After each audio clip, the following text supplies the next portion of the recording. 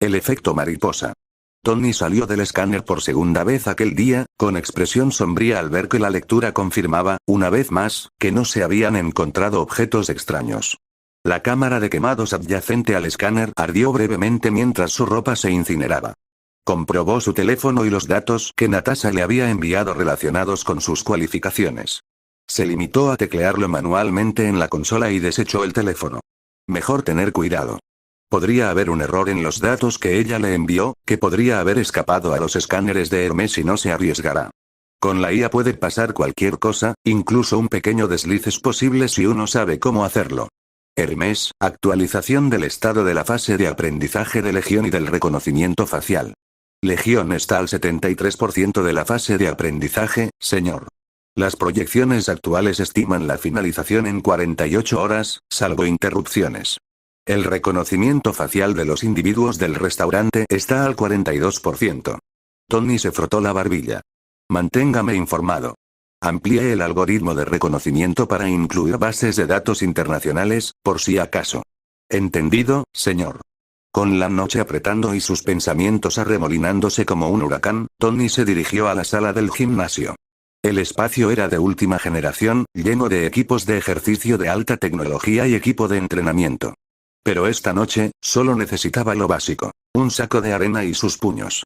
Gimnasio vestido con una sencilla ropa de atletismo negra, Tony apretó las manos con fuerza, sus movimientos eran mecánicos, su mente estaba en otra parte. Las luces del gimnasio proyectaban sombras nítidas, cuyo parpadeo apenas se percibía mientras se cuadraba frente al saco de arena. Empezó despacio, lanzando golpes suaves. Jap. Golpe. Respira. Sus pensamientos volvieron a Natasha. La mirada en sus ojos, la sonrisa que no llegaba a ellos. La forma en que desviaba sin esfuerzo sus preguntas mientras dirigía la conversación hacia él. Era buena. Demasiado buena. Gancho de derecha. Jap. Uppercut. ¿Quién eres, Natasha Romanoff? Murmuró en voz baja. El saco de arena se balanceaba bajo la creciente fuerza de sus golpes. Empezó a sudar en la frente, pero no se detuvo.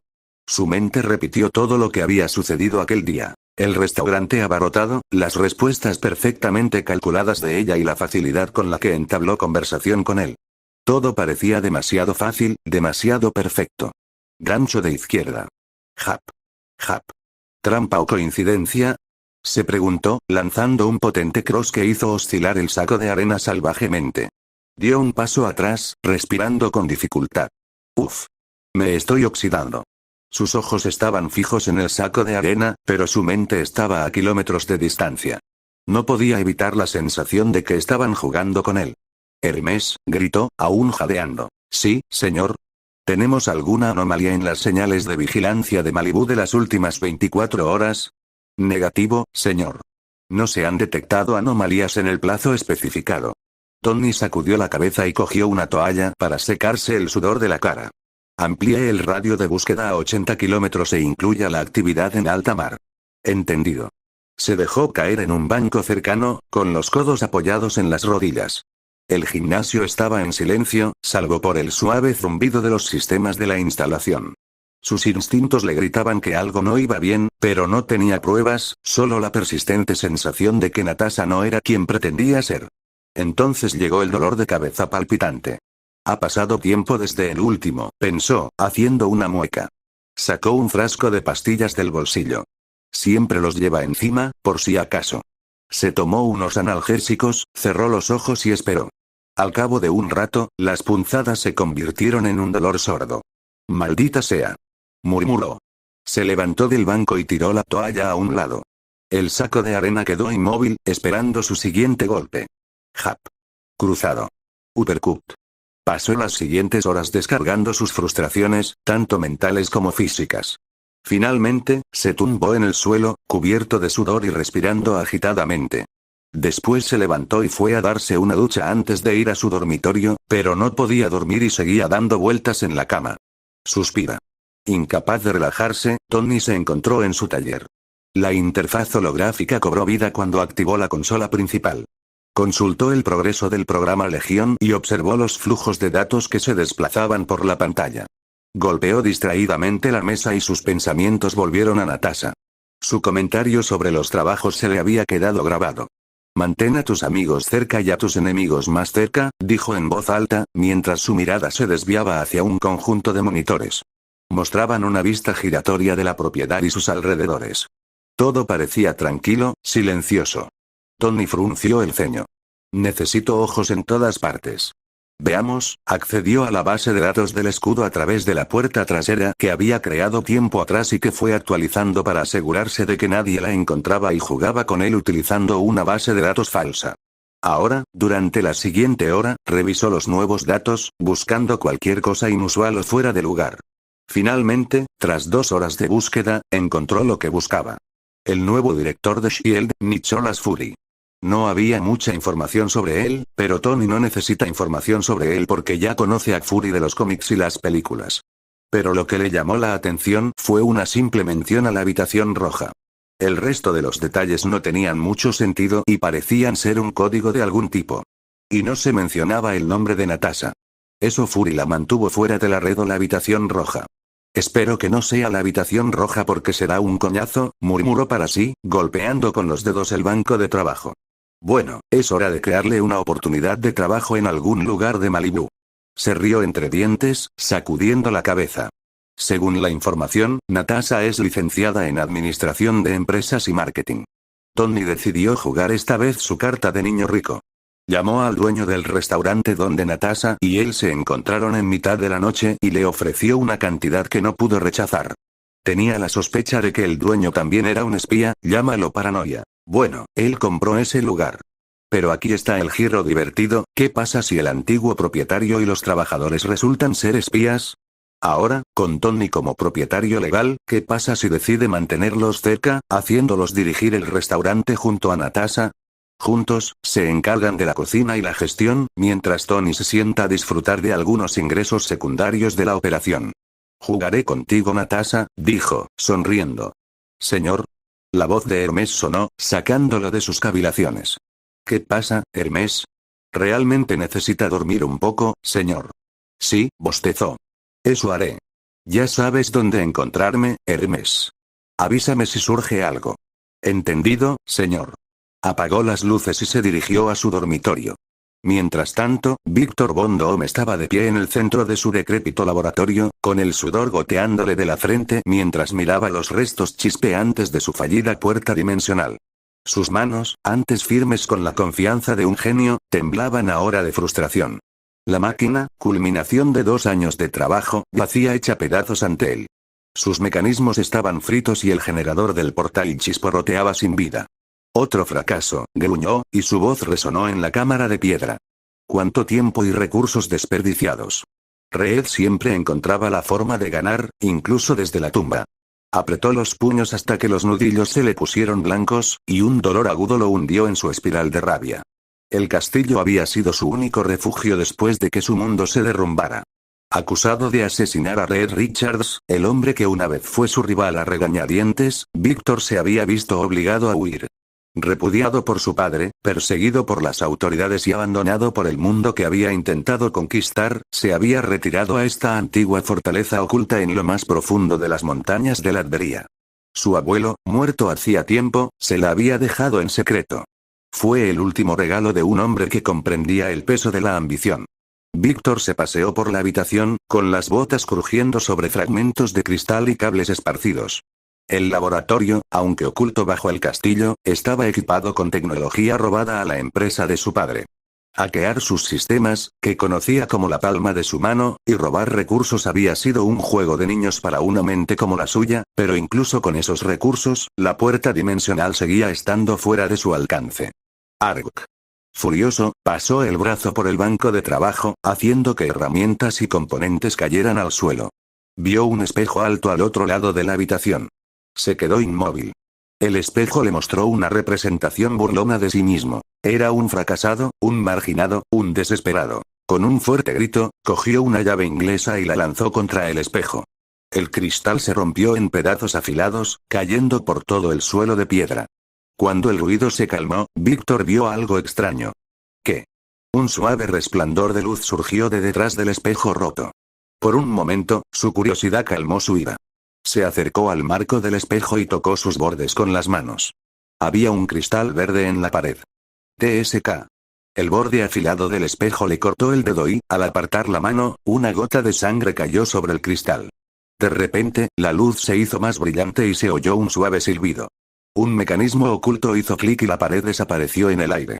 ¿Qué coño es esto? Detrás de la pared había una vieja escalera iluminada por más cristal verde.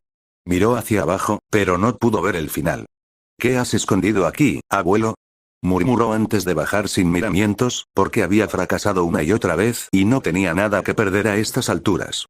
Exterior. El mandarín y sus 10 anillos localizaron a Víctor.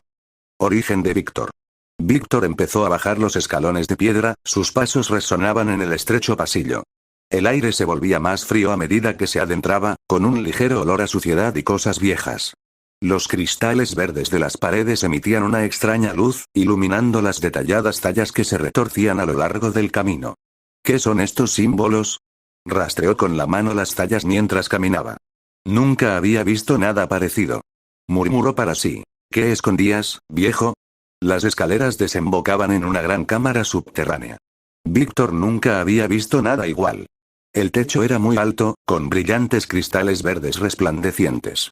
Las paredes estaban llenas de símbolos antiguos y misteriosos tallados profundamente en la piedra. En el centro de la sala había un gran espejo ornamentado. Su marco era de metal ennegrecido, grabado con serpientes y lobos.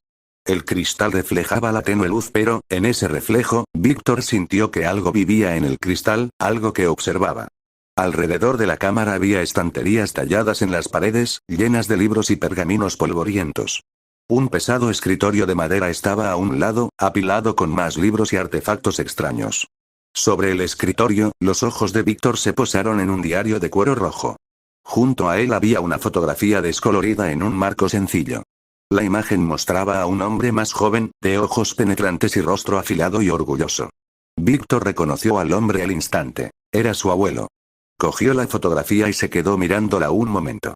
Nunca conoció tan bien a su abuelo y apenas lo vio 2 veces, pero por alguna razón, le dejó este lugar justo antes de su muerte. Víctor estaba impaciente por descubrir el secreto. Dejó el marco de fotos en el suelo y cogió el diario de cuero rojo, con el corazón latiéndole a 1000 por hora. La vieja y frágil cubierta de cuero crujió cuando Víctor abrió el libro. Las páginas amarillas estaban llenas de la pulcra letra de su abuelo.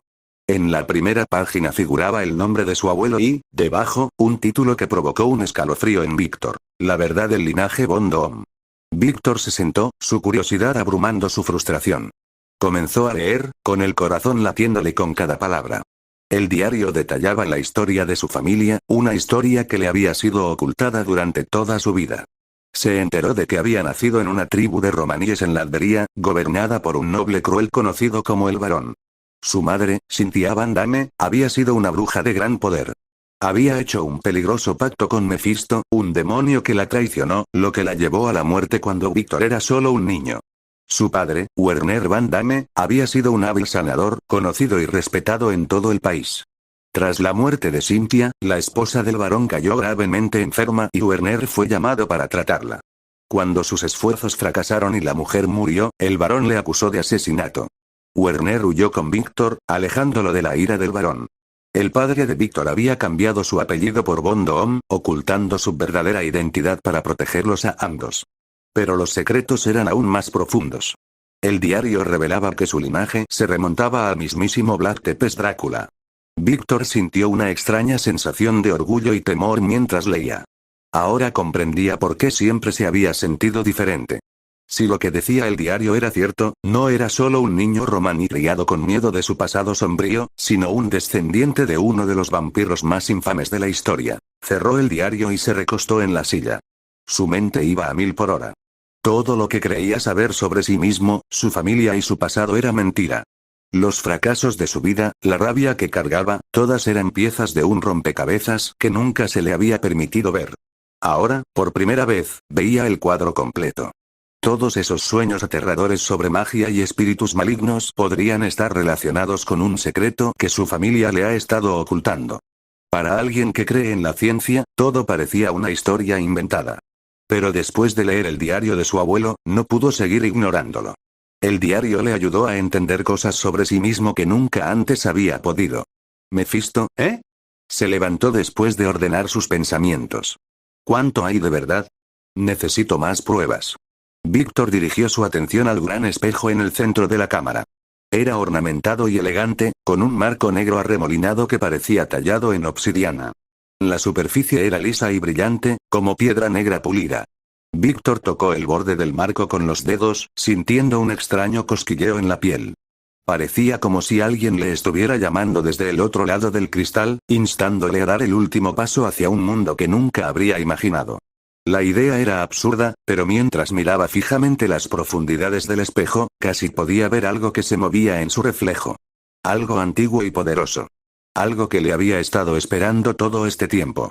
¿Qué es este lugar? Preguntó en voz alta, aunque no había nadie más en la habitación para responderle. La pregunta quedó en suspenso durante un momento, sin respuesta. Entonces, poco a poco, el cristal del espejo empezó a ondularse, como si fuera un charco de agua agitado por un guijarro. Las ondas se extendieron por el cristal y, en ellas, Víctor empezó a ver imágenes. Eran imágenes de un lugar que parecían las catacumbas de un castillo, un lugar lleno de oscuros secretos y antiguo poder. Un pensamiento se le quedó grabado en la mente. ¿Y si la magia es real? Y no podía negar lo que estaba viendo ante sus ojos. ¿Y si este era su destino desde el principio? Todos esos fracasos y sufrimientos le han llevado hasta este punto, su historia de origen. Sabía que era imposible, pero ese es el objetivo de la ciencia, ¿verdad? Encontrar respuestas a preguntas imposibles. El corazón de Víctor palpitaba de emoción cuando extendió la mano y la apoyó en la fría superficie. El cristal onduló bajo su tacto y pudo sentir que algo en su interior se dirigía a él. ¿Qué? Ni siquiera tuvo tiempo de reaccionar antes de ser absorbido por el espejo. Sintió como si atravesara un túnel largo y oscuro. Un destello de luz lo atravesó y se encontró en medio de las catacumbas. El aire frío de la tumba subterránea le produjo escalofríos. Víctor miró a su alrededor. Las paredes estaban llenas de ataúdes de piedra, cada uno decorado con elaboradas tallas de demonios y monstruos. Podía sentir una presión antinatural, como si estuviera entrando en un lugar olvidado durante siglos. Ark. Se tapó la nariz con la mano. El aire estaba cargado de polvo y olor a putrefacción, lo que dificultaba la respiración. Un débil resplandor verde llamó su atención. Era un libro, sus páginas abiertas y erosionadas por el tiempo yacían en el suelo. Se acercó y, al tocarlo, sintió un extraño calor bajo las yemas de los dedos. El libro brillaba con una extraña luz verde, iluminando las catacumbas. Víctor lo cogió y leyó la portada. El libro de los elementos. Abrió el libro. Estaba escrito en una lengua que le era extraña. Sin embargo, por alguna razón, pudo entender lo que decía. Sus ojos se abrieron de par en par cuando leyó la primera página. Era un mensaje de su madre, las palabras, aunque escritas en una letra antigua y arremolinada, fluyeron en su mente como si se las susurraran directamente a sus pensamientos. Era la voz de su madre lo que oía. Era suave, pero urgente, como si las palabras hubieran estado esperándole todo este tiempo. Hasta su frío corazón le dolía. Mi querido Víctor, si estás leyendo esto, es que has descubierto la verdad de nuestro linaje, y el destino te ha conducido a este lugar. Que sepas que te amé profundamente, aunque nuestro tiempo juntos fue trágicamente corto. No eras más que una niña cuando me raptaron, y no ha pasado un solo día en esta maldita existencia en el que no anhele volver a abrazarte. Te he dejado este libro, un registro de mi vida, mis conocimientos y mis advertencias. En estas páginas encontrarás los hechizos y secretos que domino, herramientas que necesitarás para sobrevivir al oscuro camino que te espera. Víctor tragó con fuerza, su garganta apretada por la emoción. Vienes de una línea de fuerza y sufrimiento. Nuestra sangre lleva los dones de la magia y la resistencia, pero también lleva una maldición. Desconfía de los demonios, Víctor, especialmente de uno llamado Mepisto. Es un engañador, un atormentador que retuerce las esperanzas de los mortales hasta su perdición. Y caí víctima de sus promesas, creyendo tontamente que podría protegerte a ti y a nuestra gente a través de su poder. En lugar de eso, traje la ruina sobre todos nosotros. La luz verde del libro parpadeó como una llama moribunda, y la visión de Víctor se nubló mientras los ojos se le llenaban de lágrimas. El pacto que hice con él me costó la vida, pero no mi alma. Me traicionó, como hacen todos los demonios, y me arrastró a las profundidades del infierno. Estoy vivo, Víctor, aunque estoy atado aquí, prisionero de su voluntad. Si estás leyendo esto, te lo ruego, no sigas mis pasos. No dejes que la ira y la venganza nublen tu juicio como lo hicieron con el mío. Hay fuerzas en este mundo más oscuras de lo que puedas imaginar, y tratarán de utilizarte para sus propios fines. Víctor apretó los puños, la rabia hirviendo a fuego lento bajo su dolor. ¿Su madre estaba viva? ¿Encarcelada en el infierno por el mismo demonio que había orquestado su muerte? No permitiría que permaneciera allí. El mensaje continuó, con la voz cada vez más grave. Este libro contiene el trabajo de mi vida. Cada hechizo, cada ritual, es una llave que puede abrir el poder más allá de la comprensión mortal. Pero el poder es una espada de doble filo, hijo mío. Úsalo sabiamente, o te consumirá. Sobre todo, recuerda esto. Tienes la fuerza para forjar tu propio camino, para elevarte por encima de las maldiciones de nuestro linaje. No estás definido por la oscuridad que te rodea. Eres mi hijo, y eres más fuerte de lo que crees. Víctor cerró el libro y respiró hondo. Su mente daba vueltas con todo lo que acababa de aprender.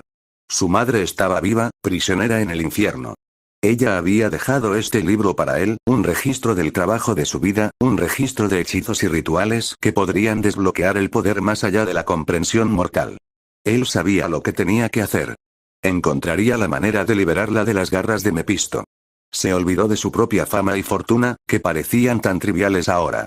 Lo único que importaba era recuperar a su madre y matar al demonio por todo el dolor y sufrimiento que le había causado.